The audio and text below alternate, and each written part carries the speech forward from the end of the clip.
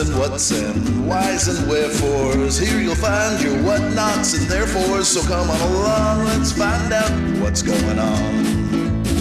Where's and when's and who's and what's it's. No matter what your taste, you can trust it's the place where you can find all your new Disney news.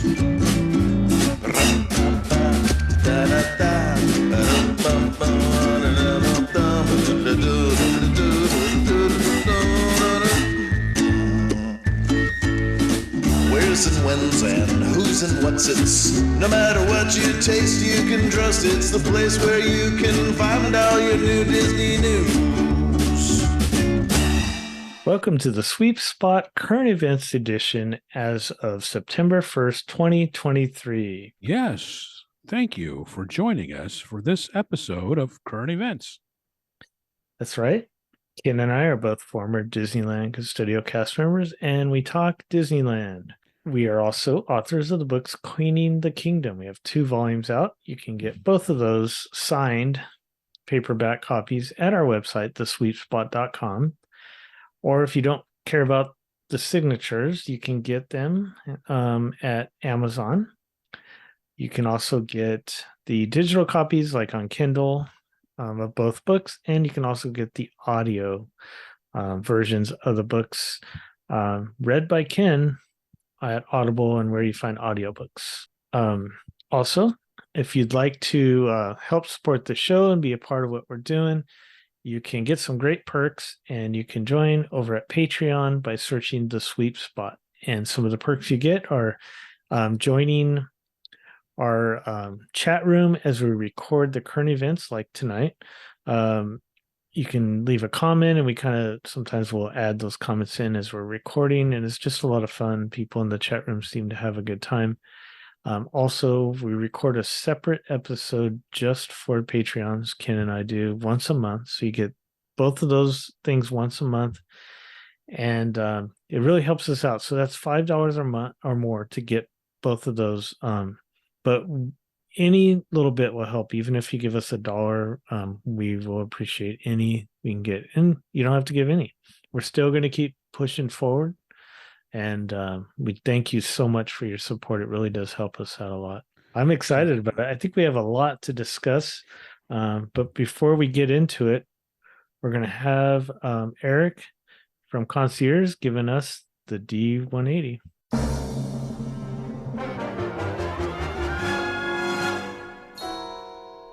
Hello everyone, this is Eric Johnson with Concierge, and welcome to the D180.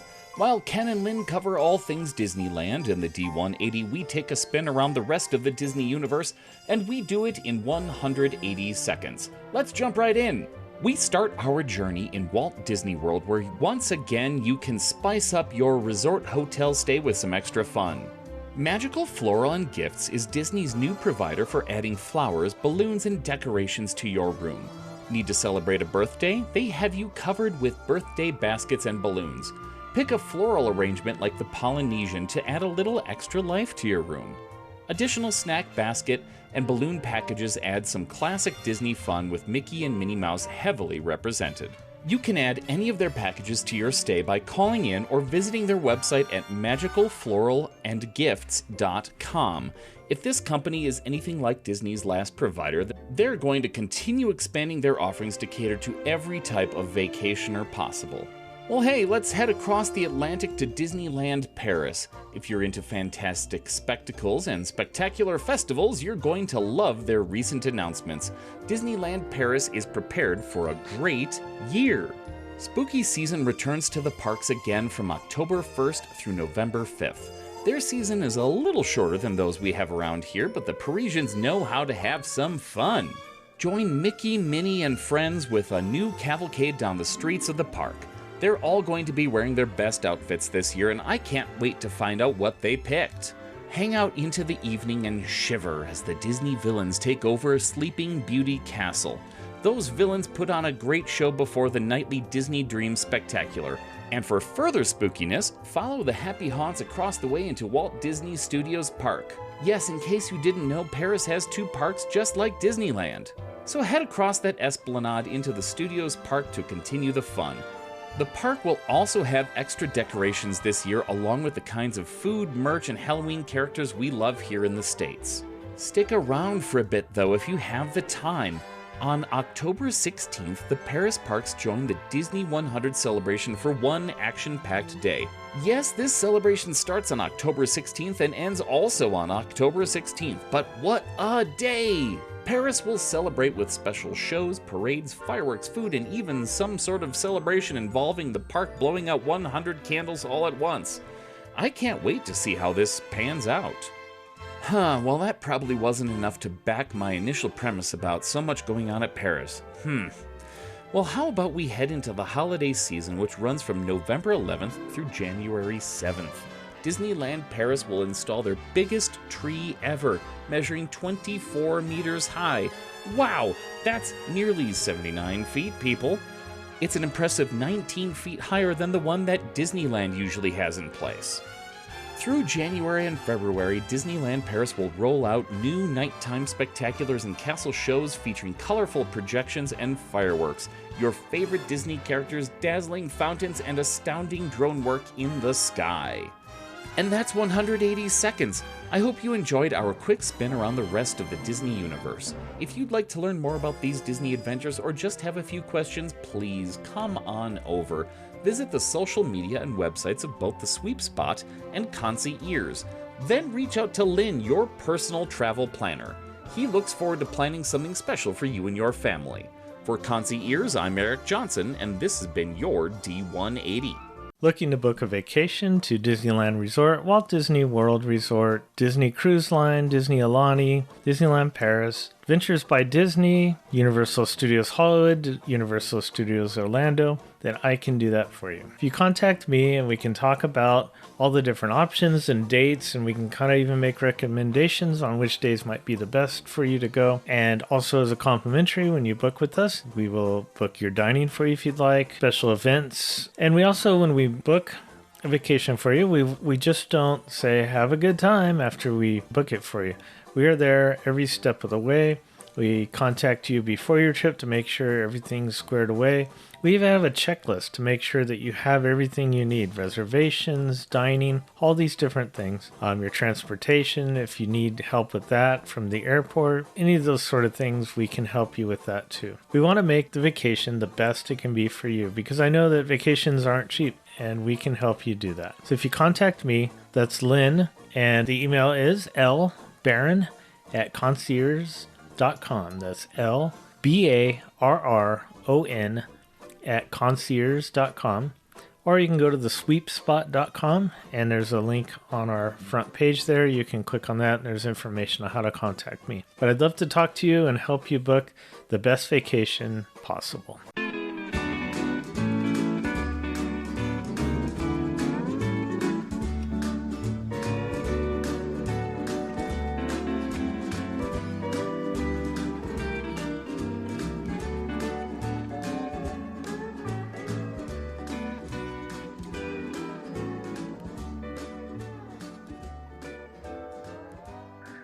Now we're going to have the current events. Ken, what do you have for us? Oh, Lynn, I've got a few things that I wanted to go over. Right. As usual, we will have comments from, not as usual, as once a month, because it's a special treat. We'll have comments from our Patreon supporters who are joining us in the chat room to be part of this. They're there right now. Yep. If you want to join them, join our Patreon. All right. Yep. All right. So Disney. Oh, I wanted to cover breaking news. As of today, Matt Ouimet, former Disneyland president, has left Cedar Fair. Now, Cedar Fair is the parent company of Cedar Point and Knott's Berry Farm. And he landed there after leaving Disney. And who knows, hopefully this means he's going to make his way back to the Disney company.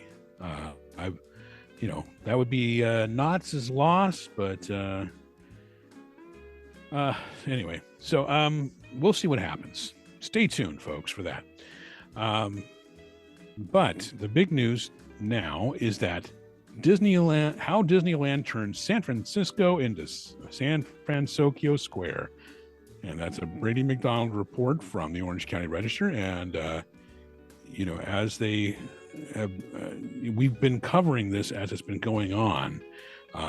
They were transforming this area of California Adventure, and nobody was really clamoring for it, but they went ahead and did it anyway. And it's nice when, if they can upgrade some place that we didn't even know we needed the upgrade. So, so as it says here, this is a quote from an Imagineer. What you're seeing the day you visit San Francisco Square is Big Hero 6 Day. It's a big show of appreciation.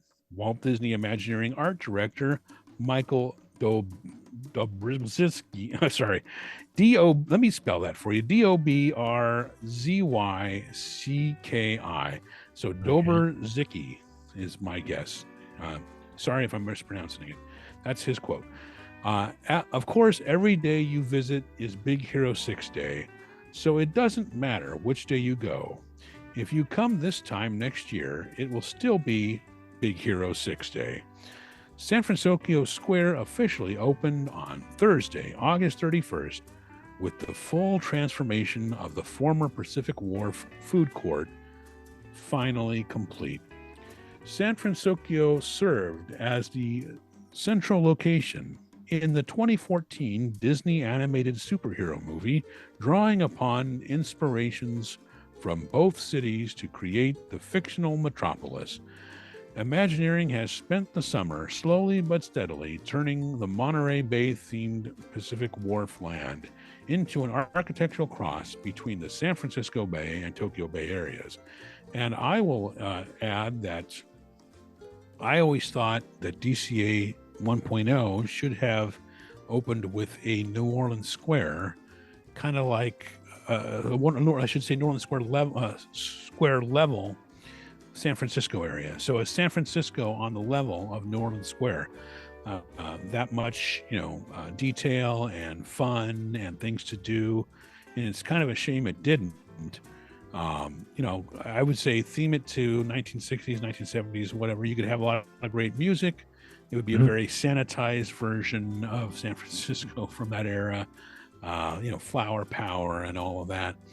But they didn't listen to me, so what do you know? The challenge for Imagineering was to overlay the existing 1920s Cannery Row-inspired Pacific Wharf food court with a distinctly San Francisco theme from Big Hero 6.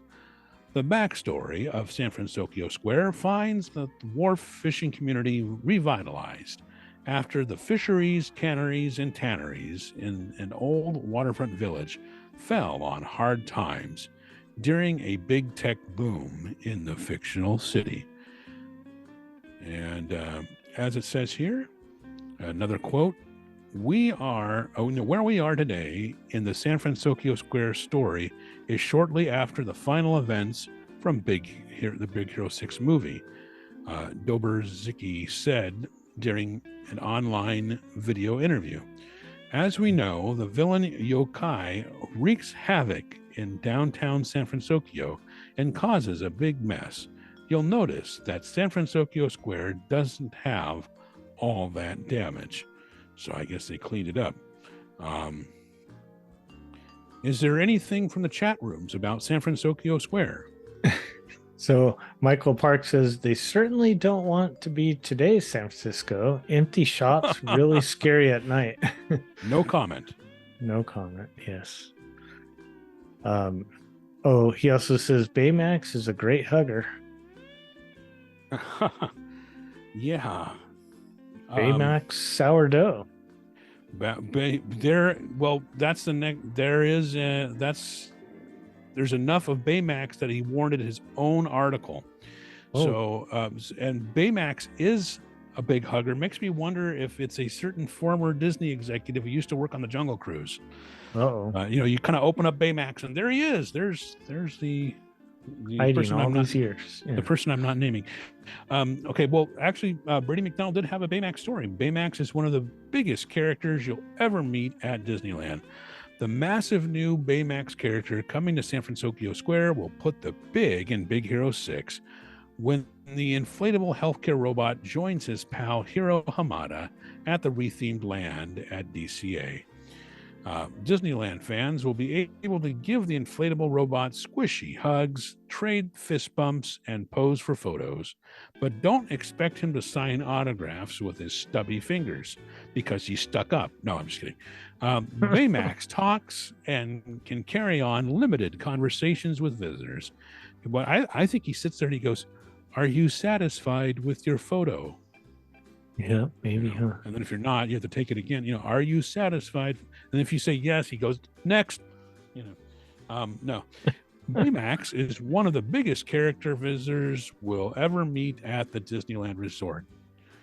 The new Baymax character is not part of Imagineering's Project EXO, for those of you who are keeping score. MiceChat.com also has the Disneyland has a guide from Dusty Sage, Disneyland Guide, San Francisco Square now open. So you can, with all of our stories, you can go to thesweepspot.com, go to the current events section there, and click through to get everything that you're hearing about. You can get it in detail. So is there anything else in the chat room about Baymax or San Francisco Square? Nope. That was it. All right. Well, So moving on. you want to take the next story? I think I will. This is something new we're going to try. So hope you enjoy the change. The new Haunted Mansion Grounds expansion retail shop coming to Disneyland Resort in 2024. This comes from Kelsey Lynch, Public Relations Director at Disneyland Resort. In 2024, the additions will build on the story and lore of the Haunted Mansion and include an expanded outdoor queue to immerse guests in enhanced theming, as well as a new retail shop adjacent to the attraction's exit. Local legend suggests the manor, known today as Haunted Mansion, was first built by a prosperous sea captain. To this day, the mansion's staff faithfully maintains the happy haunting grounds. The expanded queue will tie into these stories and more, including a new gardens inspired by Master Gracie, Madame Leota, and the One-Eyed Cat. Each of these gardens will feature unique elements ranging from a water fountain and a gazebo to themed statuary and landscaping. In fact, guests will be able to see a new greenhouse where groundskeepers for Haunted Mansion grow their plants. The pet cemetery and horse-drawn funeral hearse will continue to reside on the attraction's grounds. This carriage house of the mansion, belonging to Leota, will be a standalone shop that we are just dying to tell you more about in the future. We also will make enhancements to the plaza adjacent to Tiana's Palace. This area is one that holds a lot of memories and history, and new elegant park-like setting will be a place to relax and enjoy the ambiance and live entertainment under the shade of new and historic trees.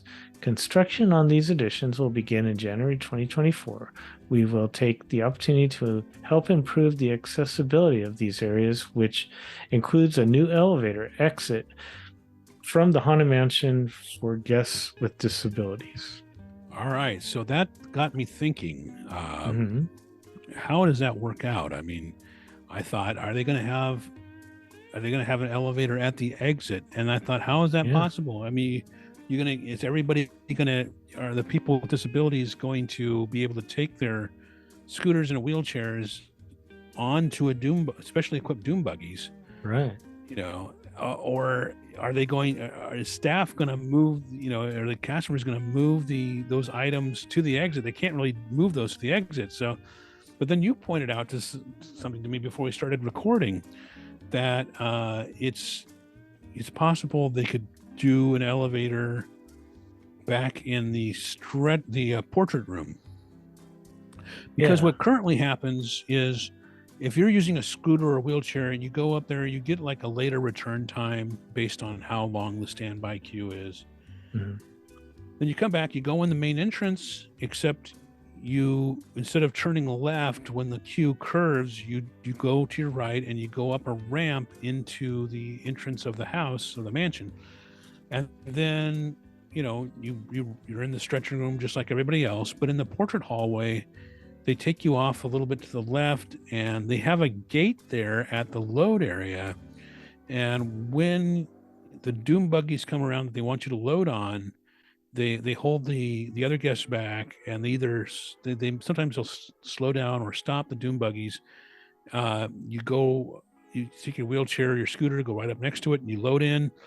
Then they take your device, to the end of the conveyor there, and then you ride the whole thing all around. And you, instead of getting off at the exit, you stay on board, and you pass by the technical area there that where they control the attraction, and then you get off there at the load area, and you go backwards through the portrait hallway, and then you go into the incredibly shrinking room, and then they have to clear a path for you out, to get through the crowd to leave.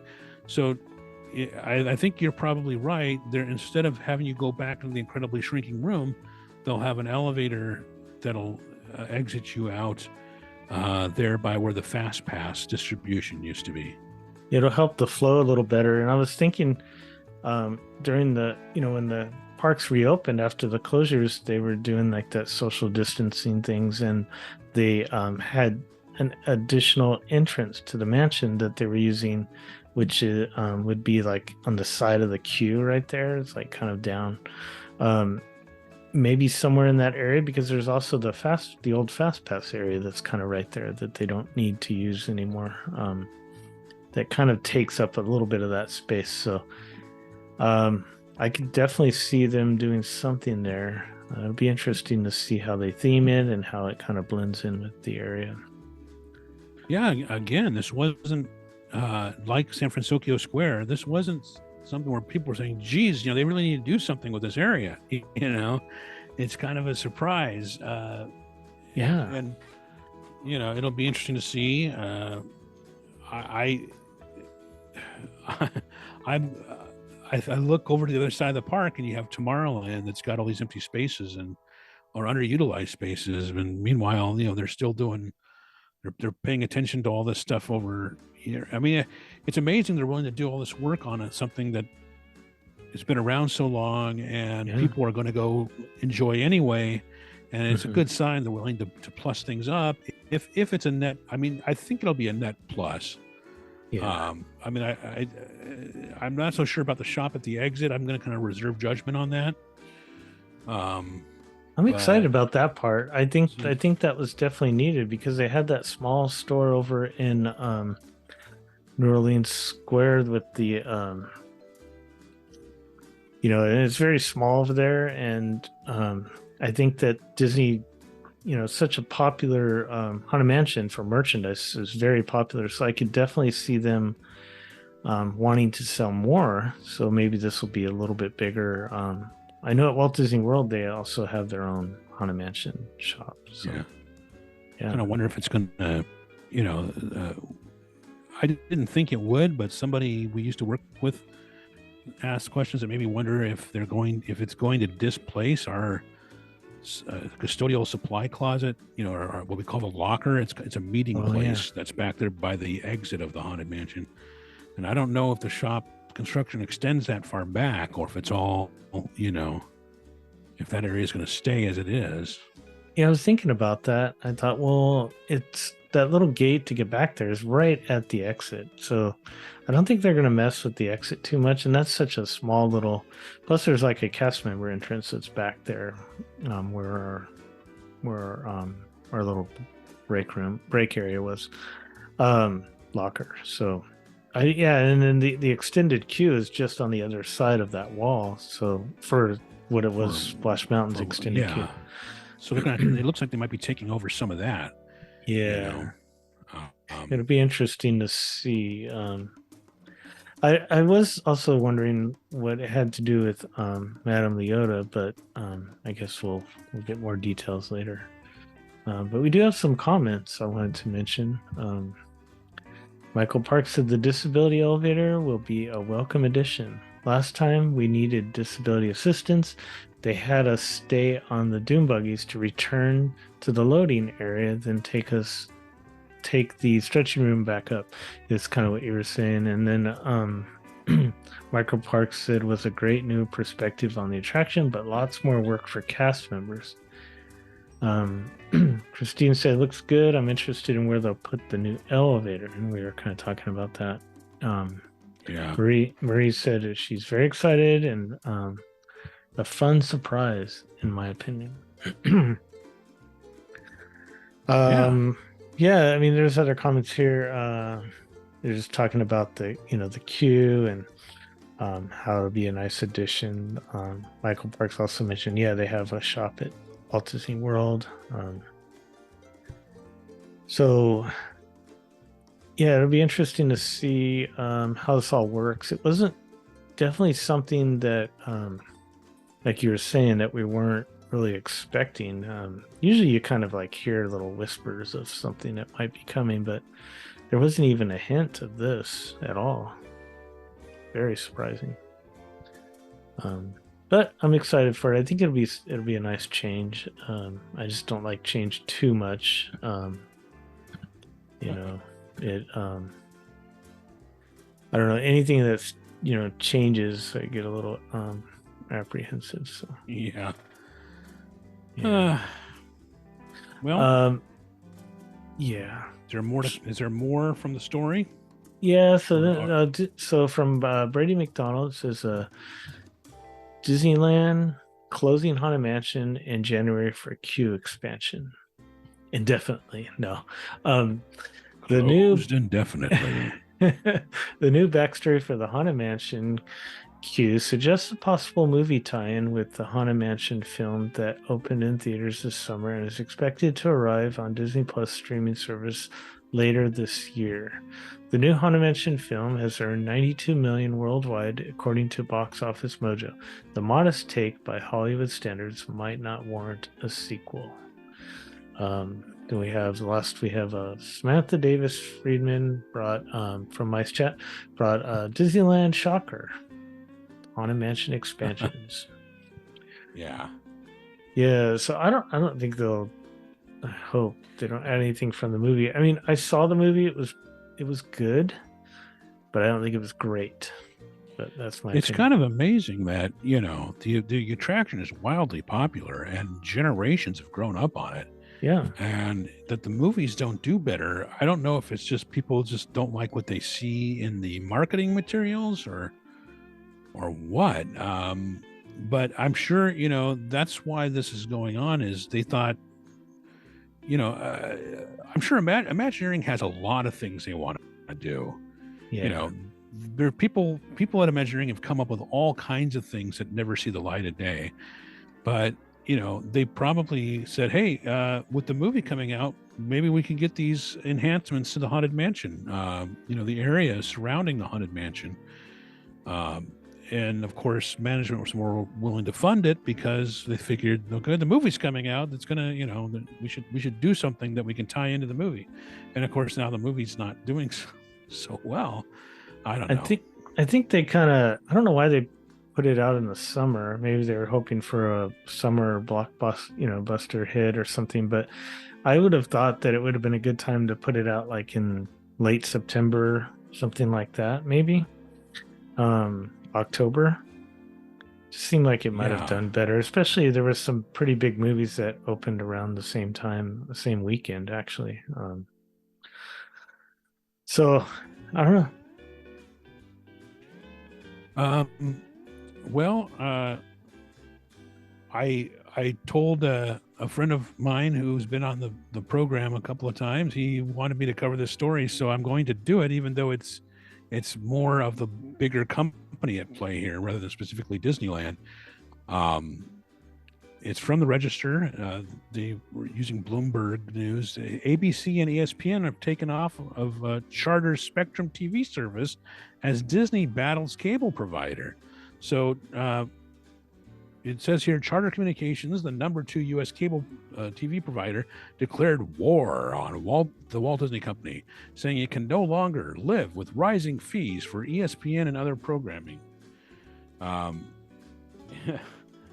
Disney, the world's largest entertainment company, responded by yanking its channels, including ESPN and ABC, from Charter's Spectrum TV service, depriving that company's 32 million paying households of popular shows and sporting events, including possibly the upcoming NFL season, not to mention the Haunted Mansion movie. Yeah, I added that part. Charter Spectrum is the leading cable and internet provider in California with 5 million customers. Customers on Wednesday were surprised to find Disney's lineup of channels replaced with a blue screen from Spectrum, stating that the provider was on your side and working to reach an agreement that is fair to our customers. It's not an overstatement to say the future of the pay TV business hangs in the balance. Cable and satellite providers have lost 25 million subscribers over the past 5 years, according to Charter. The cable company, second only to Comcast, which of course owns Universal, wants out of standard industry contracts that require customers to pay for sports and offer channels even if they don't watch them. So it's kind of like the unlimited passport. You know, you've gone from the A&E coupons at the parks to the unlimited passport. You're paying for attractions you never ride. Okay. Instead, Charter has proposed a different setup where consumers are given more options to choose the channels they pay for. The company has proposed packaging Disney streaming services such as Disney Plus and ESPN Plus with its other products, something it said the company rejected. This dispute could be a tipping point for the industry, New Street research analyst Jonathan Chaplin wrote in a research note Friday. The crux of the dispute appears to be ESPN, which Disney has hinted it will ultimately offer direct to consumers online. Charter risks the loss of avid sports fans, with football fans being the most avid of all. No, Disney fans are the most avid of all. But Disney shares were down 2.4% at 10:46 a.m. on Friday. And Charter's was also down.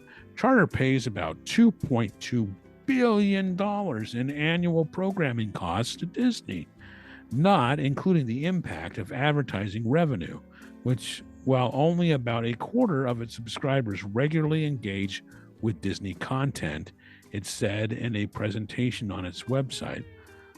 The company suggested one option it has considered is exiting the video business entirely.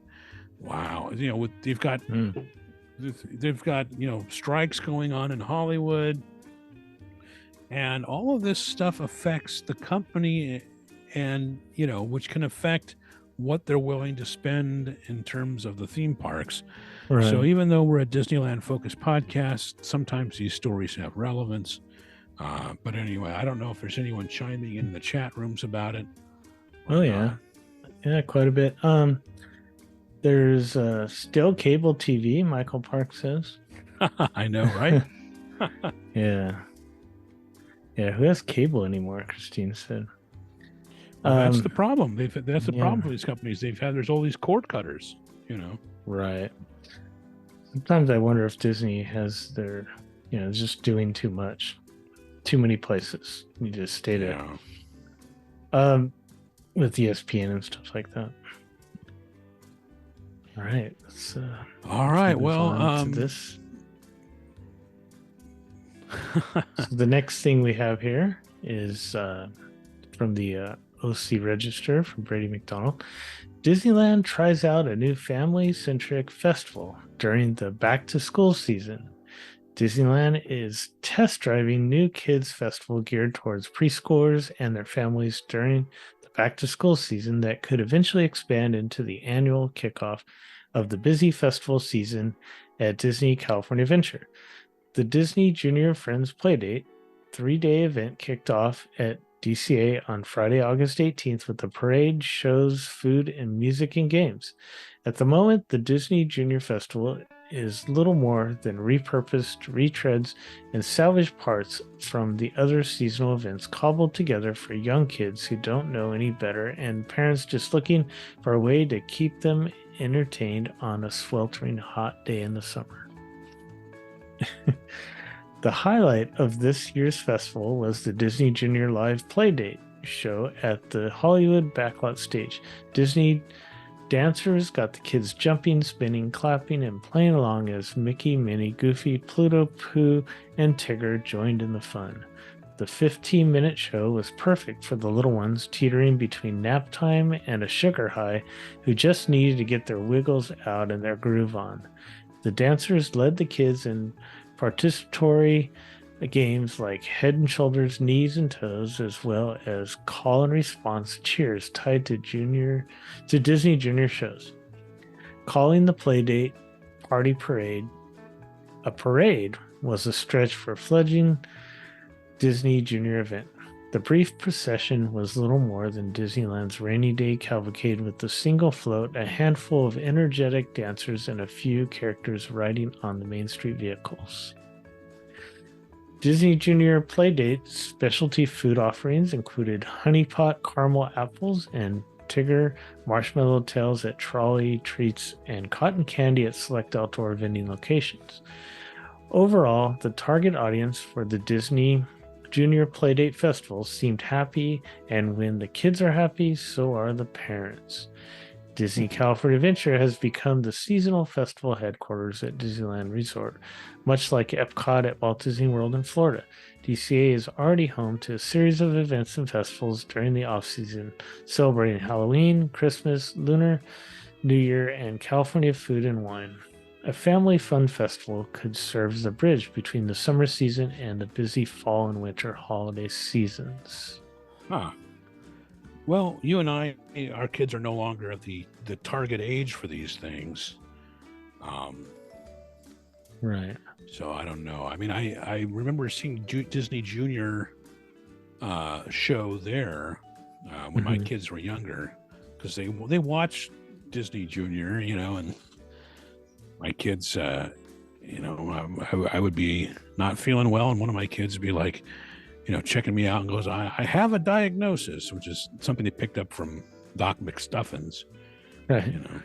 Right. So, yeah. I like, the short parade. They used to always call the short parades cavalcades. That was Disney parlance for a short parade. Mm-hmm. I don't think I've ever been in there. No, wow, gee, you're missing out. I mean, you should go. Check it out. Next, it would be awkward if, yeah. You'll end up getting arrested. Well, it'll be interesting to see if they make more of a thing of it. Yeah. But yeah, the seasonal stuff is a big deal for Disney, and they're trying to make the most of that. And Brady did have a story called, oh, wait, is there anything from the chat room about Disney Junior and any of that stuff? Or are they just talking about other stuff in there? A little bit. The cavalcades can be short, but it seems like kids would like the interaction over spectacle, Michael Parks said. True. Yeah. Good point. So, yeah, it's just, I think it's good because they can't do these sort of things at Disneyland, but California Adventure is definitely good for that. It has a little more space, especially in the walkways. Yeah, I think it was kind of built for that sort of thing. Yeah. They knew they needed more space and what the crowd patterns were like and stuff like that. Anyway, so as I was saying, Brady had a story called Halloween and Christmas Are the New Summer at Theme Parks. And as he says, summer is no longer the peak season at Disneyland, Universal Studios Hollywood, and Knott's Berry Farm. Halloween and Christmas are king at Southern California theme parks. Disneyland is nearly giving tickets away in parts of June, August, and September when you can get into a single park for $104, the lowest price of the year in a multi-tiered ticketing system. Can you imagine the days? I mean, we're saying $104 is you're giving it away. I mean, it That used to be enough for an annual pass. I mean, it's just amazing I know. how that's gone. Halloween decorations go up in August at Disneyland and DCA before some kids are even back in school after summer vacation. I know they started to get some by July 31st at Walt Disney World, so that was interesting. And the article covers all the Southern California parks, and he even says, let's take a closer look at the dates for Halloween and Christmas events this year at Southern California parks, and it includes all of them, including SeaWorld and Legoland. So if you want to click, if you're able to and you want to, click through at thesweepspot.com to go ahead and see that full listing if you can get to the register. Sounds good. Anyone have anything to say about that? Nope, not at all. Oh, all right. All right, moving on. So from Nathan over at Mice Chat, Disneyland Halloween Time Guide 2023, new boo for you. Halloween time at the Disneyland Resort has arrived. Below, you'll find everything you need to know about the Halloween season, including information about ride overlays, entertainment, specialty foods, surprise additions, and much more. Surprise! Don't miss the Rolly Crump Candleman added to the Haunted Mansion. Can you believe that? They're still doing new stuff based on Rolly Crump. That's great. Yeah. I'm glad they're doing that. That's just amazing. Wow. Let me know if there's anything from the chat room regarding that. Seasonal issues can be an issue. Disney's trying to make the most of the seasons, but the seasonal weather has been having an effect too. And anything from the chat room, Lynn? Well, I was just saying, we were talking about Halloween and decorations and everything that are up. Michael Parks saying, so does that make it okay if I put up my Halloween decorations? It's always okay. Just check with your HOA if you live in one. Yeah, Patrick said he saw decorations at Costco in August. Why not June? Well, yeah. Costco, they might, Costco would have your Valentine's stuff out by now. I mean, So, theme parks blame "quote unquote" extreme weather for attendance drops and financial losses, and that is a Brady McDonald's story from the Register. He says theme parks across the country have endured an onslaught of wild weather this year, ranging from unprecedented rainfall and excessive heat warnings to Canadian wildfires and California hurricanes that have led to lower attendance and reduced revenue. The owners of Knott's Berry Farm, Six Flags, Magic Mountain, and SeaWorld San Diego are blaming extreme, challenging, and adverse weather for their most recent attendance and revenue woes. Of course, Disneyland doesn't release attendance figures, but yeah. Cedar Fair, the parent company of Knott's Berry Farm, blamed unprecedented rainfall in California for a decline in attendance and the season pass sales in the most recent quarter. Park closures and reduced crowds caused by the California rains contributed to a 17% drop. That's 17% drop in attendance at Knott's Berry Farm and Buena Park and California's Great America in Santa Clara during Cedar Fair's second quarter. Now, we did have a tropical storm come through. A big deal was made out of that. Watch out, be careful. And so a lot of locals did stay home because we were told, stay off of the roads, stay home. A lot of people on a Monday the 21st, a lot of people were telecommuting that could do that. They're working from home. But Disneyland stayed open. They just reduced their hours a little bit. And it turned out, just to be a little wind and some rain, it might have been worse in other parts of the state, but in Anaheim, it wasn't so bad. But people say, well, how can, Disney should have shut down, like other places did. But I think beyond the revenue issue, I think Disney feels a responsibility of, people planning out their vacations years in advance and traveling really far, and they've only got so many days here. They don't want to say, sorry, even though you're willing to go out in the rain, you can't go in the park. They did reduce hours, that makes it easier for cast members who say, look, I don't want to drive in on these roads, The roads are a mess. It makes it easier for them to get the day off, an authorized day off or whatever. But Disney stayed open.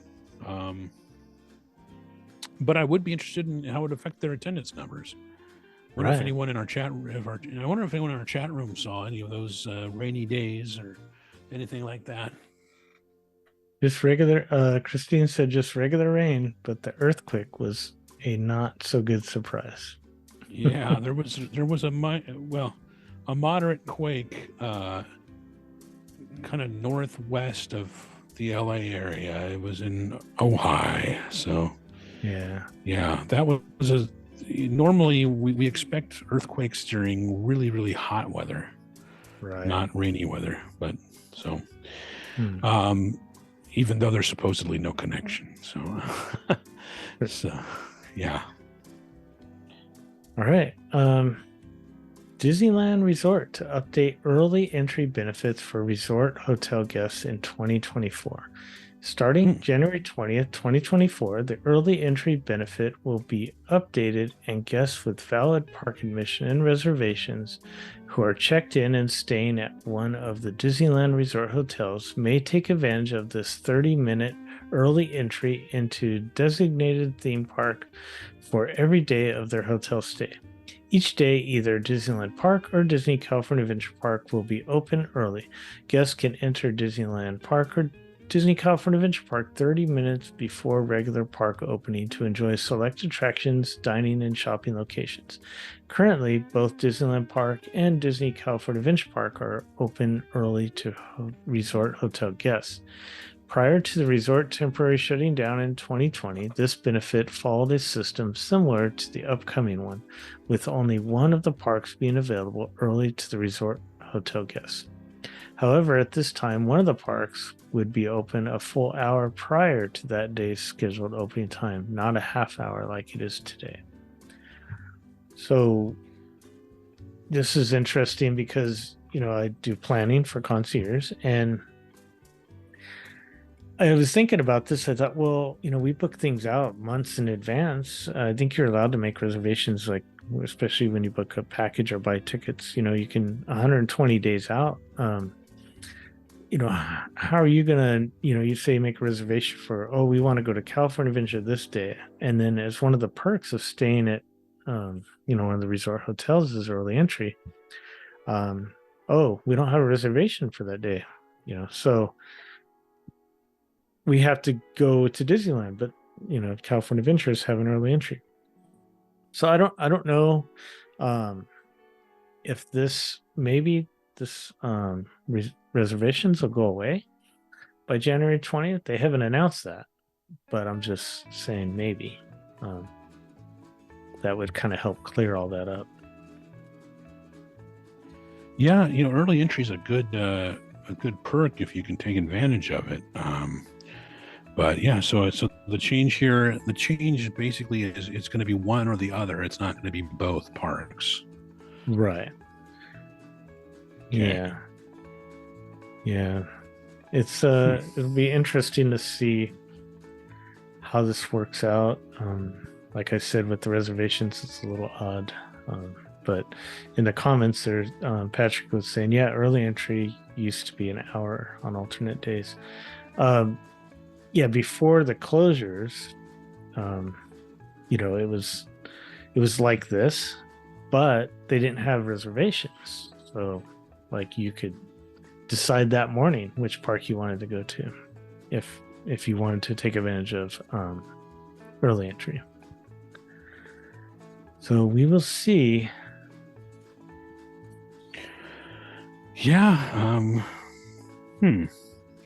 that'll stay tuned. Stay tuned to us. Use Lynn for your vacation planning. So, but if there's nothing else from the chat rooms, I will move on to Disneyland updates from Mice Chat. Of course, Mice Chat always has these really extensive updates with lots of photos. If you've got limited data, be careful. So, Disneyland update. These are both from Dusty Sage. One from August 21st. Disneyland takes a bath and Halloween screams. And it says here, what a week after a historic hurricane / tropical storm and even an earthquake. It's been a wild few days.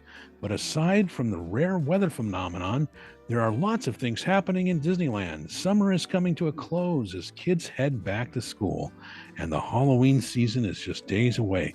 Disneyland is preparing to open a new mini-land and a new restaurant, and we have photos from a drenched and empty Disneyland, news and construction from every corner of the resort, a mess of an event for kids, and lots more.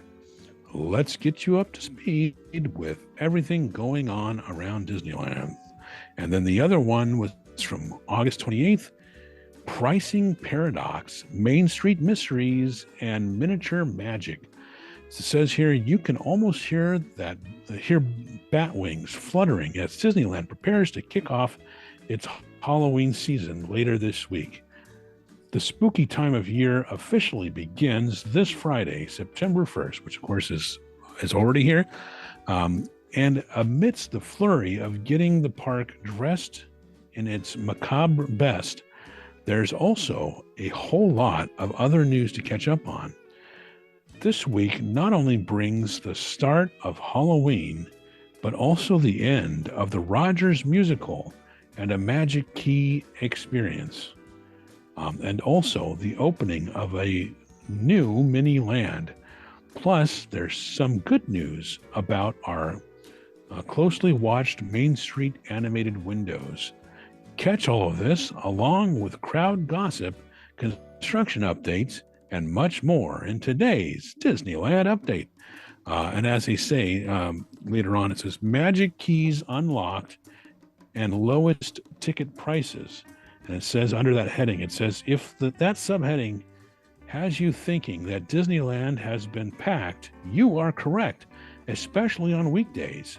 The dynamic we've been noticing for months went into overdrive this week when all 4 Magic Keys were unblocked during the week, and $104 per day tickets were also available Monday through Thursday.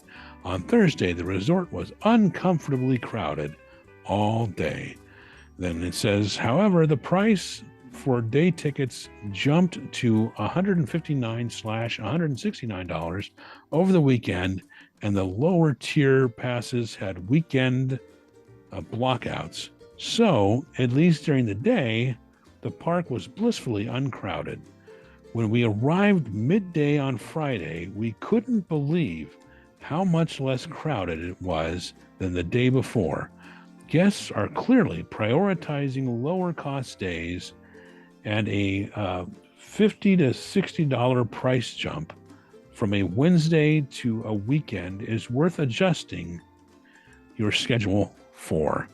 So I guess it's the tiered pricing is having an effect for sure. It is shifting crowds. So yeah, right. Sounds good. Right. Well, is there anything in the chat room, or are we doing refurbs? Let's move right into refurbs. All right, this is the time where I go to refurb land. So we have the Golden Zephyr down and returned on September 29th, in case everyone was just in anticipation of that reopening. Sorcerer's Workshop down and returned September 7th. Pirate Slayer, or Tom Sawyer Island, down September 5th to the 8th, so just a couple days there. Sailing Ship Columbia, down September 11th to the 15th. Golden Horseshoe, September 11th to the 16th. So maybe a special event going on, or maybe they're doing some maintenance inside there. It's just looks about a week maybe. The Mark Twain Riverboat, September 18th, and no return date yet. Oh, Mark closed indefinitely. Opening day attraction. Yeah. Opening day attraction. Walt Disney favorite attraction, Yeah. Yeah. Closed indefinitely.